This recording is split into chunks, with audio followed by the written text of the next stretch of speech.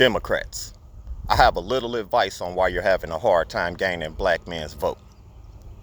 Now, while some of you think black men aren't voting for Kamala because we hate to see strong black women doing their thing, which is the furthest thing from the fucking truth. But this is what Joy Reid had to say about black men who are considering voting Trump, and by extension, those of us who aren't voting for either party. Because hell, let them tell it, not voting is considered a vote for Trump. But listen to what she has to say. Interesting, because we were talking about this during the break. I mean, this is the Javier Milei election, right? I mean, and then in Argentina, that's how that went, which is that you had this coalition of, and not to be cruel, but it was described as sort of an incel election. It was the young, angry men of Argentina who, they wanted a macho candidate, and it went along with policies like banning abortion, banning birth control, and the idea of no-fault divorce. It all kind of goes together. That you've seen this kind of election before. You see the same thing in Hungary, like the Orbanism of the party it's rooted in returning white Christian men, but also white adjacent men, black men, brown men who are white adjacent in terms of trying to also be in that dominant position in society. And then you have women who are willing to go along with that, right? There are a certain number of women who are also willing, the trad wife sort of thing. And so what you've seen on the stage, but what's interesting though, is it J.D. Vance who promotes this kind of thing? He says there shouldn't be no-fault divorce. He says women in violent situations should stay. He didn't say that in his speech yesterday. No, there was no talk of abortion. No. There was no culture war stuff regarding men and women because they know it's deeply unpopular. Well, there you go. Here he is, Donald Trump, taking the stage. Yeah, we can mention. Okay, who's in charge of marketing for the Democrats when it comes to seeking the black man's vote?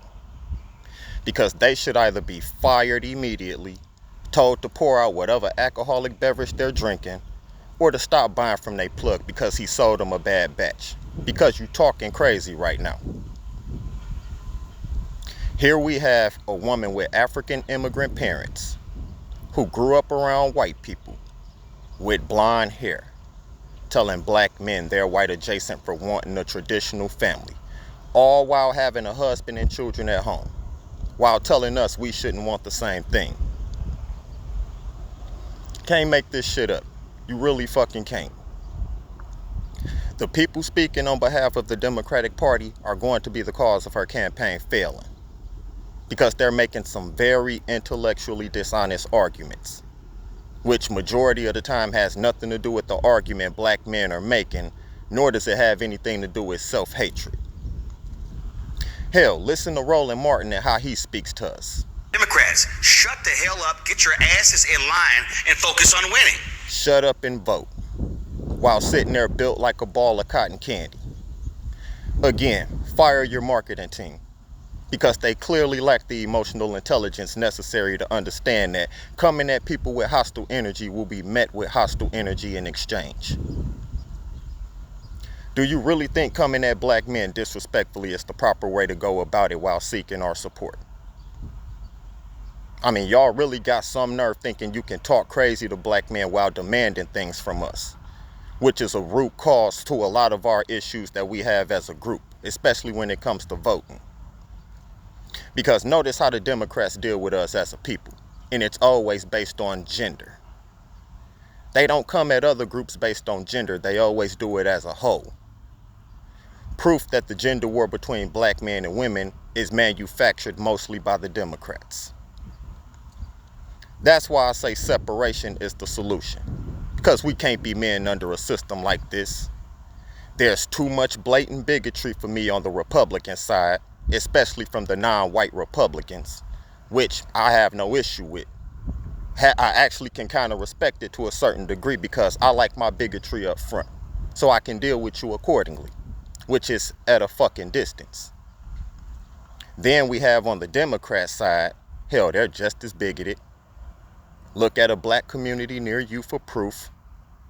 We've been voting for them for 60 years. But they're actually worse because they smile in our face and pretend to be our friend while feeling the same way. And that's the problem I have with both parties. You know what I'm saying? I caught on to this a while back, and that was the point of my when in doubt blame black men video. Because this method ain't it either.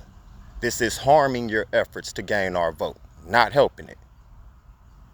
Y'all need to fix your approach when coming at us, because all you're doing is causing more of us to either not vote at all, which I highly recommend, or vote Trump, which I don't suggest at all, but hey, vote how you please. So my solution is, instead of talking to black men like we're children that should be afraid of you, which is creating resentment at this point, or you can talk to us the same way you talk to other groups of men, like you got some damn sense. Either choice is really up to you. Remember, Stacey Abrams tried this same approach, and you saw how it worked out for her. Hell, y'all are the ones afraid of a fictional boogeyman, not us.